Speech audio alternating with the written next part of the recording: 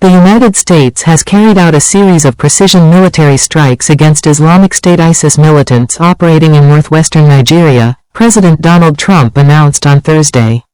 The operation represents the latest U.S. military action against a non-state extremist group, targeting Islamic jihadist factions that the president says have been responsible for widespread violence, particularly against Christian communities. In a statement posted on his Truth Social platform, President Trump said the United States had executed what he described as a powerful and deadly strike against ISIS elements in the region. He accused the militants of systematically targeting and brutally killing civilians, primarily innocent Christians, at levels he claimed had not been seen for many years. According to a U.S. military official who spoke on condition of anonymity due to the sensitivity of operational details, the strike involved the launch of more than a dozen Tomahawk cruise missiles from a U.S. Navy vessel stationed in the Gulf of Guinea. The missiles reportedly struck two ISIS camps located in Sokoto State in northwestern Nigeria. The official confirmed that the operation was conducted in coordination with the Nigerian military. In a subsequent statement, U.S. Africa Command AFRICOM said its initial battle damage assessment indicated that multiple ISIS militants were killed during the strikes. General Dagvin Anderson, commander of AFRICOM, emphasized the broader objective of the operation, stating that the United States is working closely with Nigerian and regional partners to strengthen counterterrorism cooperation amid ongoing violence against civilians. He added that the command's mission remains focused on protecting American interests and disrupting violent extremist organizations wherever they operate. The area targeted by the strikes lies near Nigeria's border with Niger, a region where an ISIS affiliate known as Islamic State Sahel has intensified attacks against both government forces and civilian populations.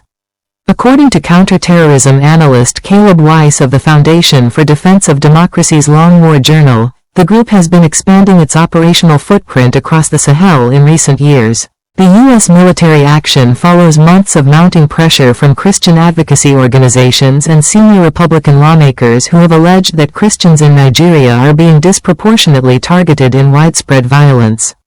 Nigerian authorities, however, have consistently rejected claims of a targeted Christian genocide, arguing that the country's complex security crisis involves multiple armed groups with varying motivations and that both Christians and Muslims have been victims of mass violence. Nevertheless, Nigerian officials have recently intensified diplomatic and security engagement with Washington. This followed President Trump's directive in November instructing the U.S. Department of Defense to prepare contingency plans for possible military intervention aimed at protecting vulnerable civilian populations in Nigeria. The Christmas Day strike was reportedly preceded by weeks of intelligence gathering and surveillance flights conducted by U.S. forces over large areas of Nigeria beginning in late November.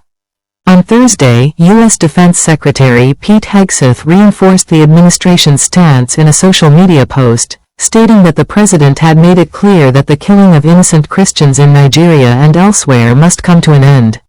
He added that the Department of Defense remained fully prepared to act, noting that ISIS militants found out on Christmas Day. Nigeria's Ministry of Foreign Affairs confirmed the operation through its spokesperson, Kimibi Ebianfa, who stated that the precision strikes were carried out in full coordination with the Nigerian government. He emphasized that terrorist violence in any form, whether directed at Christians, Muslims, or other communities, runs contrary to Nigeria's core values and constitutes a serious threat to international peace and security. The strikes in Nigeria mark the second instance within a week in which President Trump authorized U.S. military action against ISIS affiliates. Just days earlier, American forces conducted dozens of airstrikes against ISIS targets in Syria, fulfilling the president's pledge to retaliate for the killing of 2 U.S. Army soldiers and a civilian interpreter in a terrorist attack earlier in the month. In November, AFRICOM had developed and submitted several military response options to the Pentagon and the White House, including targeted airstrikes against known militant compounds in northern Nigeria. However, U.S. defense officials have cautioned that such actions may have limited long-term impact due to the deeply entrenched and multifaceted nature of Nigeria's security challenges. While jihadist insurgencies dominate the northeast, where groups such as Boko Haram and its more powerful offshoot, the Islamic State West Africa Province ISWAP, have killed tens of thousands over the past decade, The violence in the Northwest is largely driven by armed banditry and criminal gangs engaged in mass kidnappings for ransom. Although Nigeria is not formally at war, it remains one of the world's deadliest conflict zones. According to data from the Armed Conflict Location and Event Data ACLED project, more than 12,000 people were killed by various violent groups in Nigeria this year alone. The scale of the crisis was further underscored on Wednesday when a suspected suicide bomber detonated an explosive device during evening prayers at a mosque in a market in Maiduguri, the capital of Borno State. Nigerian officials reported that at least 5 people were killed and dozens injured, while local media cited residents who said that no fewer than 12 victims were buried the following day. In concluding his Truth Social message, President Trump reiterated his administration's hardline stance against extremist violence, declaring that under his leadership, the United States would not allow radical Islamic terrorism to flourish. He praised the U.S. military and extended a Christmas message, warning that further attacks would follow if militant groups continued their campaign of violence against civilians.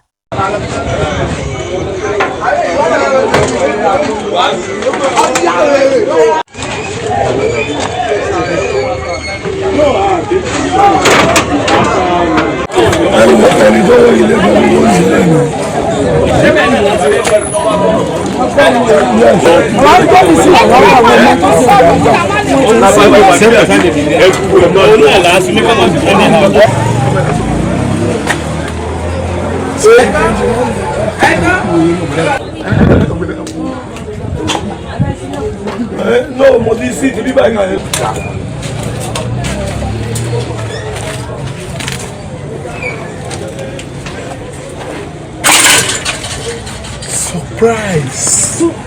It was a collaborative effort between Nigeria and the US, and President Tinubu gave the go-ahead before it took place, and we don't see it violating our sovereignty or territorial integrity. For Nigerians, this is a real security situation that is killing Nigerian Muslims and Christians and everyone, and any effort that can help towards saving lives in Nigeria will be welcomed by Nigerians. Unfortunately, President Trump's narrative is divisive and is creating further tensions on the ground in Nigeria.